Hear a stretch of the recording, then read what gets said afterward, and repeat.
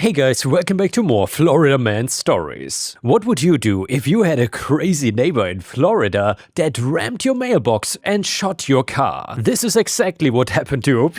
Let's dive right into today's stories. And the first one is titled, "My neighbor called the cops on me for shots fired." But there is more. So I've been hearing a pounding sound in my apartment for about a month. I cannot tell where it's coming from, but it wakes me up from a dead sleep. I have not had a full night's sleep since the beginning of the year. Because of this, I searched the neighborhood thinking it might be a construction site or something, made a formal complaint to the city, and left a note for my landlord. But no one could help me. It's like I was hearing things. One night I was going to bed and the sound re-emerged. Losing my sanity, I banged as hard as I could on the wall and floor and shouted, "What is that damn sound?" About 3 minutes later, I was being held at gunpoint by the police and my boxers, completely in shock. It turns out my neighbor called shots fired on me. Once they searched my house and realized I didn't have any weapons and couldn't possibly fire a gun that didn't exist, they asked me what was going on. I told them what I told you, and they took me in handcuffs to the psych ward for evaluation. Well, after about 7 hours of giving blood urine and convincing a psychologist that I'm not a threat to society, they released me.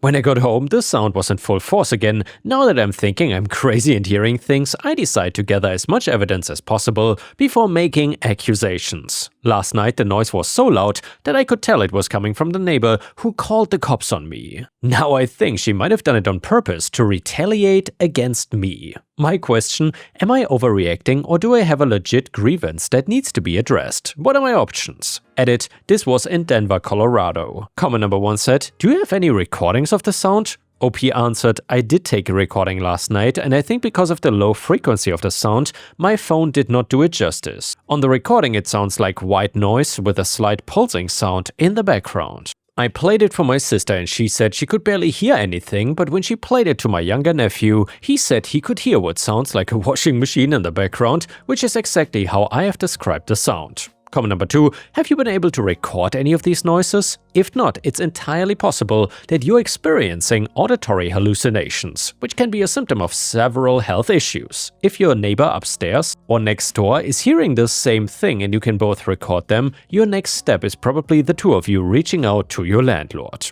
Edit by OP, so the responses so far have basically reaffirmed what I was dreading. I'm going to have my sister come over and listen for the sound. If she tells me she cannot hear it while I can, I'm going in for counseling. Here's hoping she hears it. Edit number 3, thanks to everyone who's helping me figure this out.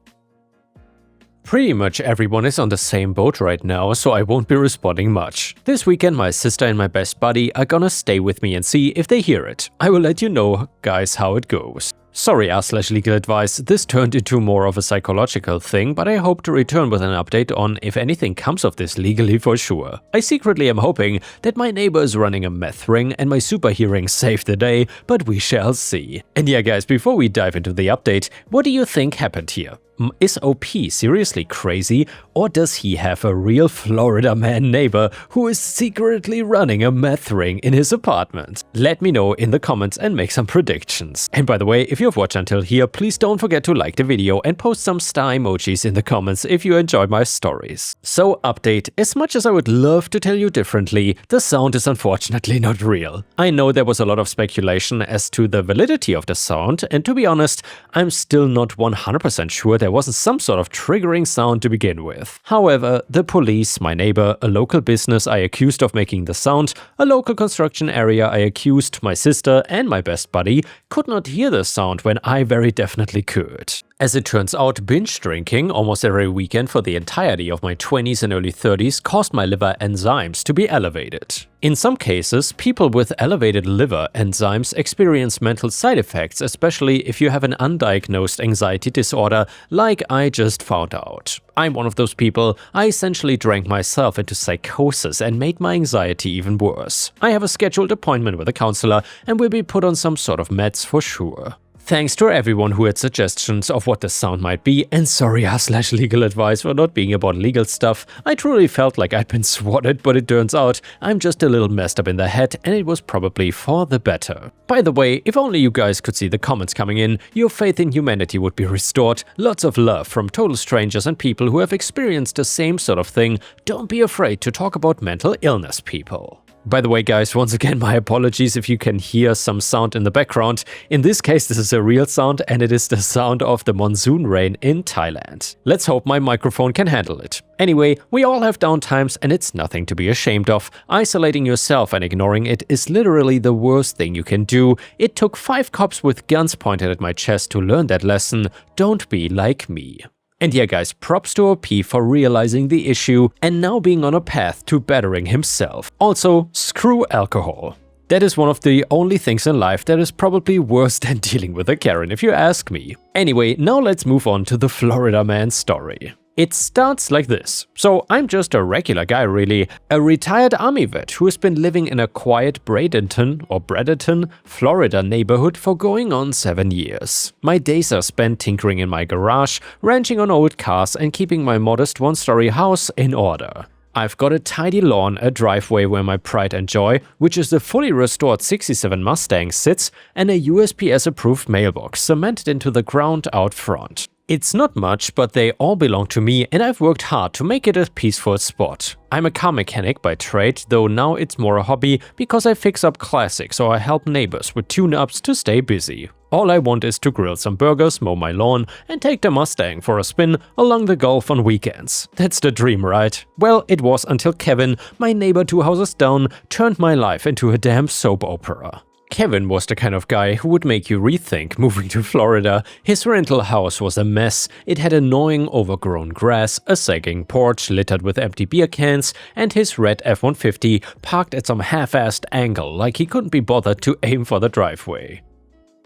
The guy was in his late 30s, scruffy, always in a stained tank top shirt or no shirt at all, with a permanent scowl and a love for cheap whiskey. Word around the block was that he'd been kicked out of a couple bars downtown for starting fights and he had a habit of yelling at anyone who crossed his path. Oh, and he had 2 big mutts, shaggy, mean-looking things that he let roam free. They would crap wherever they pleased, especially my yard right by my mailbox. Can you imagine? For months I would scoop it up, muttering every cuss word I wanted to scream out to myself. Why? Well, I was trying to keep the peace. I'm not really one for drama, but after stepping in dog poop for the 10th time, I was done. It was a muggy April afternoon, the kind where the air feels like a wet blanket, when I decided to have a word with him. Kevin was out front, sprawled in a rusted lawn chair, sipping a Bud Light while his dog sniffed around my mailbox. I walked over, hands in my pockets, my face muscles relaxed, just to keep a friendly look. Hey bro, what's up? A normal person would respond, right?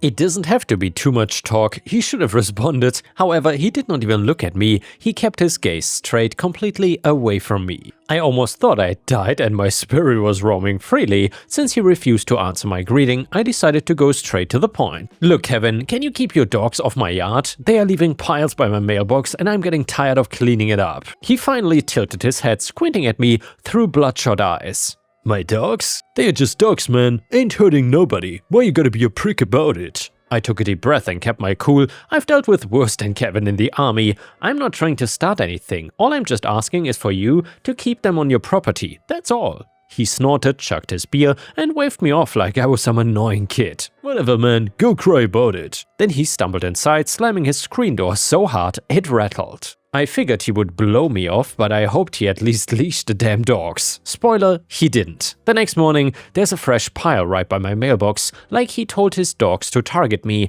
I'm starting to think this guy's got a personal vendetta or something. About a week later, I'm jolted awake at 3 AM by an awful crunch. Like metal getting crushed, I grab my flashlight, pull on some boots, and head outside. There, my surprise awaited me. My mailbox was wrecked, bent over like it got hit by a battering ram.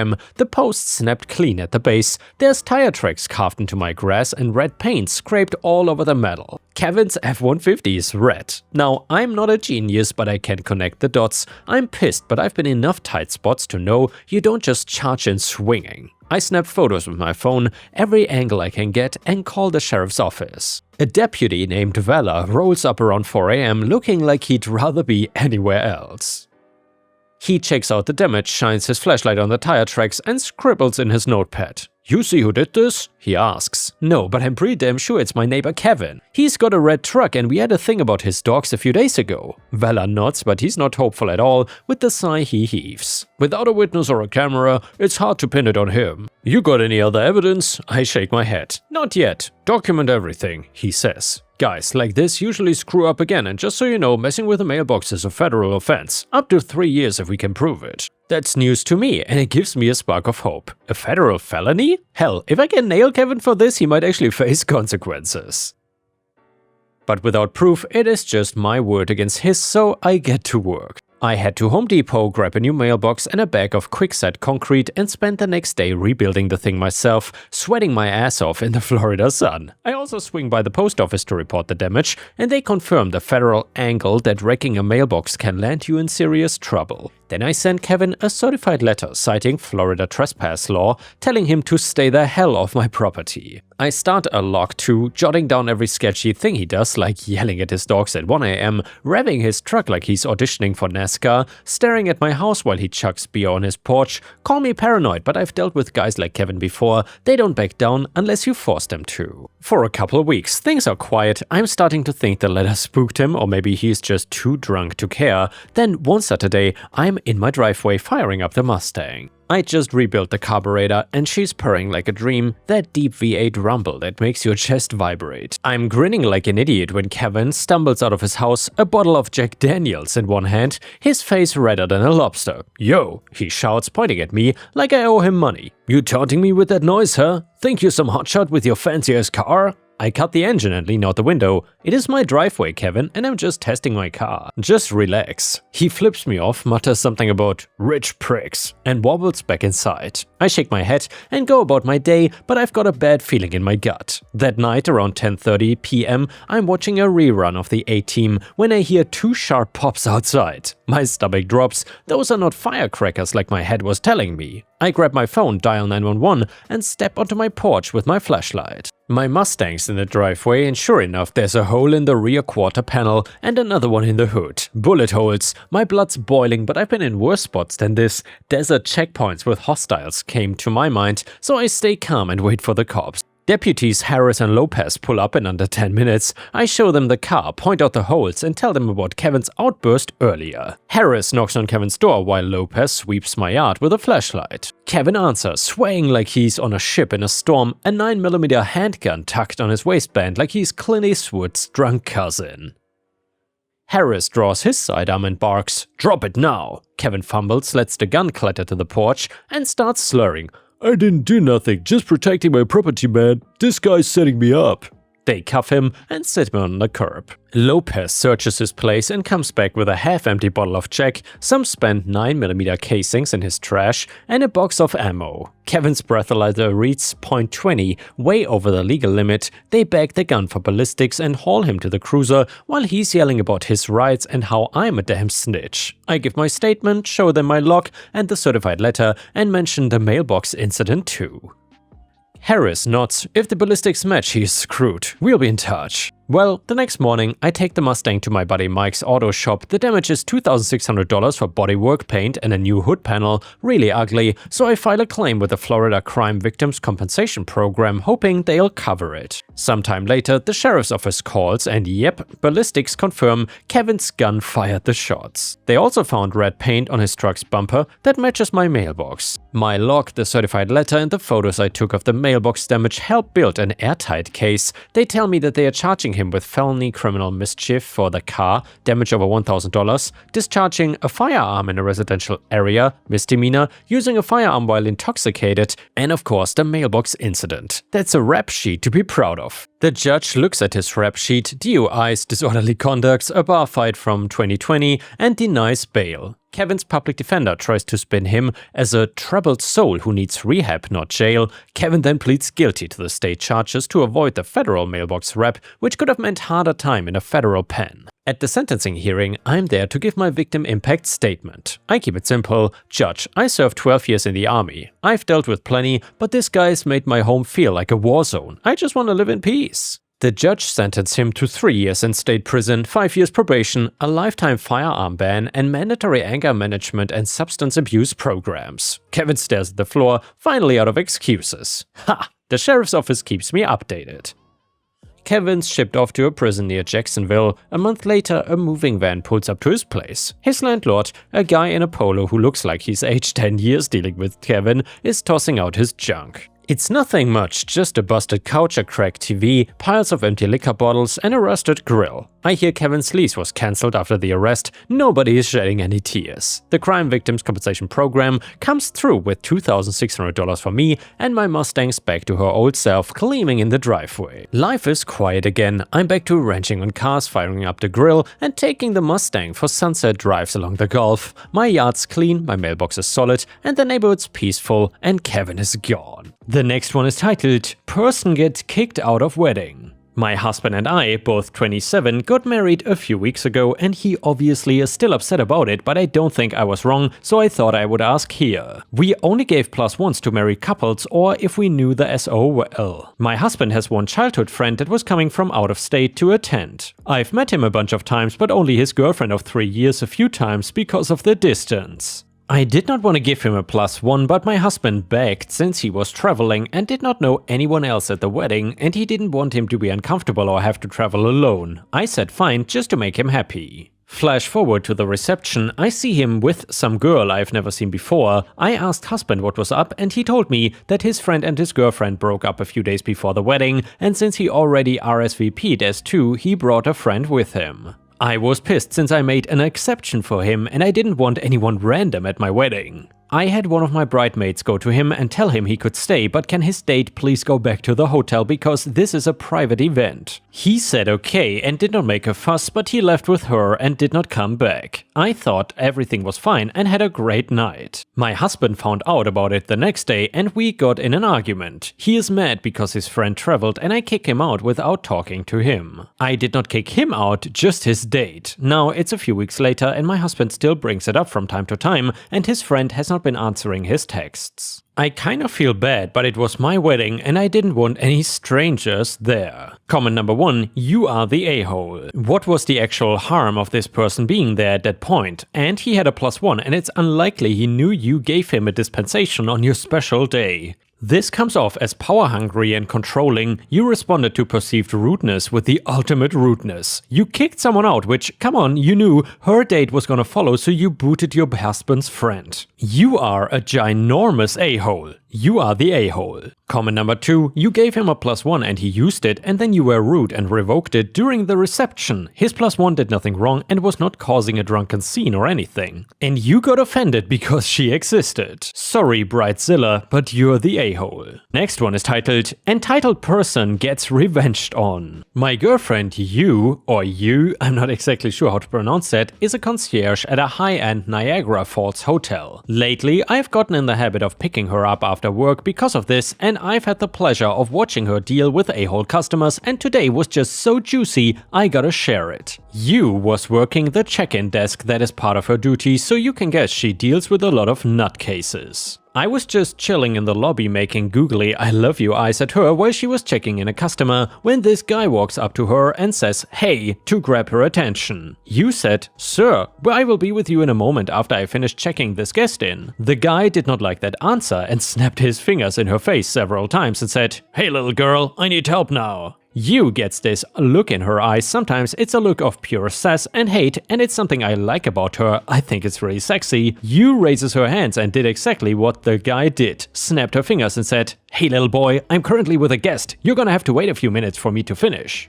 The guy was in shock and shut his mouth and waited. Well, he got up to the front and went on a rant about how she treated him, that he's a premium customer, and you was in full smiles customer service mode. She looked up his booking and said, so you have the basic economy room today, sir. The guy decided to be pushy and said, well, you're gonna be upgrading me at no cost for the trouble. You said, unfortunately, that's not gonna happen. I can upgrade you, but there's gonna be an upcharge. The guy decided to be prickly and said, well, how would you like it if I cancel my booking? You replied with, so sir, you wanna cancel your booking? The guy does not know Hugh, and Hugh is spicy, another thing I love about her. The guy said, well, if you don't upgrade me now, how is that gonna make you look? And you put on a worried face and said, "So if I don't upgrade you right now, you're gonna cancel?" And the guy said, "Yeah, that's right." You smiled and said, "Okay, sir, I understand." You did something on the computer, looked up and smiled and said, "Okay, sir, you're all fixed up, you're good to go. Have a nice day." The guy has this look of confusion on his face and said, "What?" You was, "Oh, I cancelled your booking." The guy was obviously not happy and realized that his dickish behavior is not gonna get him any free upgrades.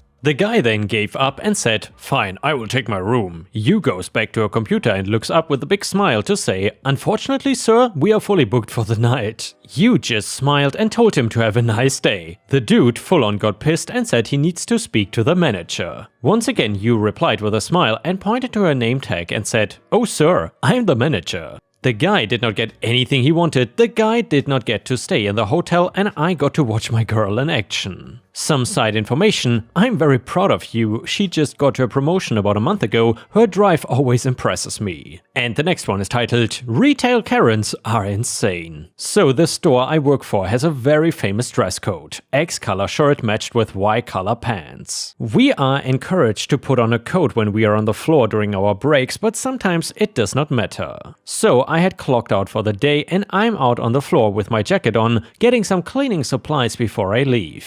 I got a basket and my earbuds in. Of course, that does not matter to this customer. We will call her Karen, thanks to FU Karen subreddit. Karen comes up to me and says, "Hey, you work here, right?" I pretend to not hear her, what with my music and all, and say, "Excuse me, sir, I will not be ignored by an employee." Me, "I'm sorry?" I take out my earbuds trying to act casual. Karen, "You work here, right?" "I saw you out on the floor with a name tag." Me, "Yes, but I've clocked out for the day." If you have a question, I would be happy to quickly answer it, but other than that, I'm gonna have to ask you to respect my time and find another employee. Karen then assures me that she'll be quick and then explains to me a long, complicated situation involving a return she would like to make that requires communication with the manufacturer of the item. I give her a minute or two before I cut her off and tell her that her question should be directed to guest services and point her to the GS desk. Karen, "But you didn't let me finish." Me, "I can tell that your situation requires more than what I can do in a minute. Now, if you'll excuse me, I do need to go." Karen, "But your job is to service me." At this point, I am losing my patience with Karen and I think she knew this. Me, "Ma'am, I'm not on the job right now and I need to leave. Please direct your issue to guest services." As I say this, I can tell this is not gonna end well. Thankfully, I'm standing next to one of our in-store guest service phones. While I am still talking, I pick it up and punch in the code that tells our security to hop on over to that location. Karen, "How can you say that? You are giving me bad customer service. Whatever happened to the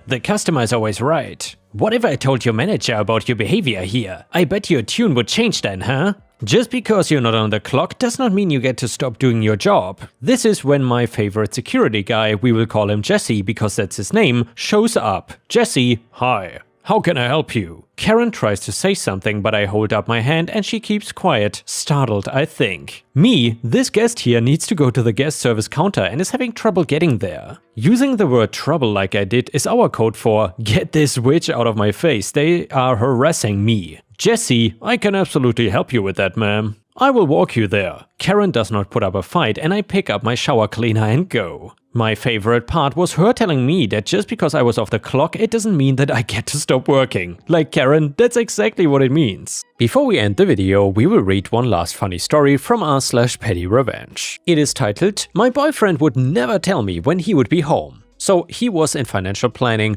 and he had no set hours, but he just would not tell me, female 25-ish at the time, if he was gonna be home at 5 or 9, despite me asking for a heads up just so I wouldn't worry. Months go by, nothing changes. This is pre-everyone had a cell phone, he had a car phone. Well, I set up a poker game with my friends, told my mom my plan because she is a hysterical warrior and if he called her, I did not want her to freak out. I did not leave a note. I went to my friend's place to play cards and traipsed into our apartment around 4 AM. He had gone to bed but couldn't sleep. He asked where I was. Me, "Playing cards with friends." Him, "Why didn't you call me?" Me, "Was I supposed to? I didn't think it was necessary. You never call me." And the problem stopped. And yeah guys, the boyfriend sounds like one of those, it is not a problem until it becomes his problem. Either way, thank you for watching, I will see you again tomorrow.